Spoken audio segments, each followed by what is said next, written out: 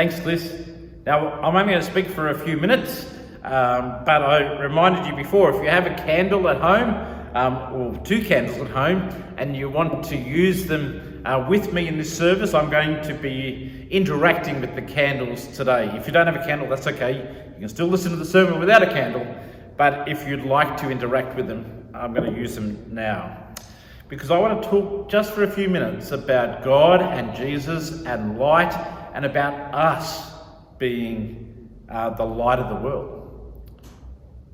You see, in our Bible reading for today, Isaiah used that phrase, "Arise and shine, for your light has come." Now, those are powerful words in any context, but particularly for the Israelites in the situation they found themselves in when Isaiah was writing. They are powerful, powerful words.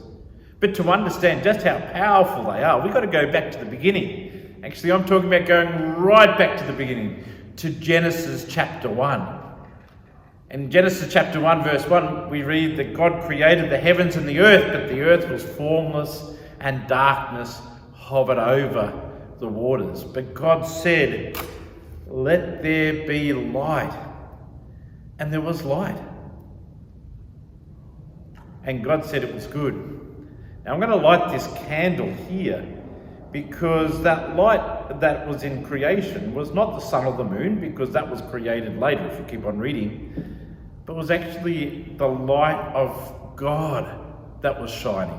And so I'm going to light this candle, and you can light your candle as well, to remind us of the light of God shining across the whole world. Actually, all through the Old Testament talks about, it picks up on this idea of God being light. Like David in Psalm 27 verse 1 said, "The Lord is my light and my salvation, whom shall I fear?"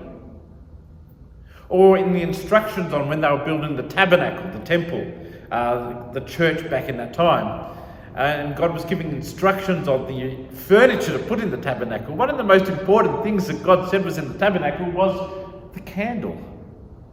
Well, actually, the candle back then had 7 different things, and it was really a oil lamp rather than a candle, but let's not get technical. But the candle was there in the tabernacle to remind the people that God is light, and God can help them by shining light to give guidance and to give help. There was also this idea at the time that because God was light, if we drew close to God, we actually found, and I've got a second candle here for this, that God's light was in us too. That God's light could be seen in our own lives. Which brings us back to our Bible reading for today. So you've got Isaiah speaking, and at that time the Israelites were going through a very tough time. Like it's a long story, but to make it short, you see, the Israelites, instead of doing things God's way, had decided that they were going to move away from God. And when they moved away from God, they discovered that the light inside of them had faded and gone out. And they were more stumbling in the darkness than walking in the light. And so Isaiah had said to them, "You've got to come back and be close to God again." And when the people returned to God, do you know what happened? They discovered that the light of God was within them again. And that's why Isaiah said, "Arise and shine, for your light has come, and the glory of the Lord shines upon you," because they had returned to God. Isaiah wrote some other words about light. Like in Isaiah chapter 9, he talks about this great light that was coming. He said, "The people who have walked in darkness," remember when they're walking in darkness, "have seen a great light. For those living in the land of deep darkness, a light is dawning upon them." And went on to say that a child has been born, a son has been given, and they will give him the names Wonderful Counselor, Mighty God, Everlasting Father, Prince of Peace. Do you know who they're talking about? Yes, this is Jesus Isaiah is talking about now. Because Isaiah said that not only is God the light of the world, one is coming to be the light of the world with us. And that is Jesus. Jesus himself said in John chapter 8 verse 12, he said, I am the light of the world.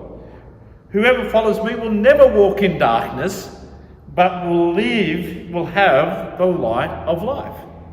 So Jesus himself saying, if you walk near me, you're going to have light. Even though the darkness tried to overcome Jesus, the light of the world, it never did. Which is why we celebrate these words of Isaiah when he says, arise and shine, for your light has come. But Jesus went a step further. Jesus not only said that he was the light of the world, Jesus said that we are the light of the world. That we are the light of the world. That we too need to be shining the love and the grace of God into the dark places of the world. Which sounds wonderful, but it's also a bit scary because we have a bad habit of sometimes being close to God. Well, that's a good habit, but the bad habit of sometimes being far away from God. And sometimes we're a bit like the Israelites, and we find that the light inside of us has faded as well, and that we end up stumbling in the darkness, and we're not quite sure what to do. But John in John chapter 1 gives us some very simple advice. If you find yourself stumbling in the darkness, there's a very simple answer. Do you know what John says? We just got to step back into the light. And once we step back into the light, we find that the light of Christ is back within us again. We just have to walk within the light. Paul in Ephesians 5 chapter 8 says the same thing. He says, I encourage you to live as people of the light, to always live within the light. He says this because he knows that this light of Christ that's in our life is not just our own, but we need to, as the light of the world, be sharing that same light and life and love with the world around us. And so I guess that's our encouragement today. So I say this to you, the people of Turramurra, is to arise and shine, for your light has come. But I think this is particularly important for today, for a day that we are considering calling a second ministry here to the church. You see, if you go back to the story once again of Isaiah and the people of Israel in exile, you see, they had been through this pattern numerous times of walking with God and then stumbling in the darkness and coming back and walking with God. And that wasn't unusual, that pattern. And I think Isaiah, when he was saying, arise and shine, the light has come, was not only saying, come back to Jesus, come back to God, because that's where you will find light and warmth and love. He was also saying, you know what? This is a new era that's just about to happen. I know we're in a tough place at the moment. I know that we're in exile, but there's a dawn coming. The night's not going to last forever. There's a dawn coming, and when it does, we need to be ready to arise and shine because our light will come. And I'm wondering whether that's a bit of a message for us today. I know here at Turramurra, we have been a very blessed congregation over the years. But at the same time, there's been some ups and downs as well. There's been times where things have been going great and times where it's felt like we've been stumbling a bit as well.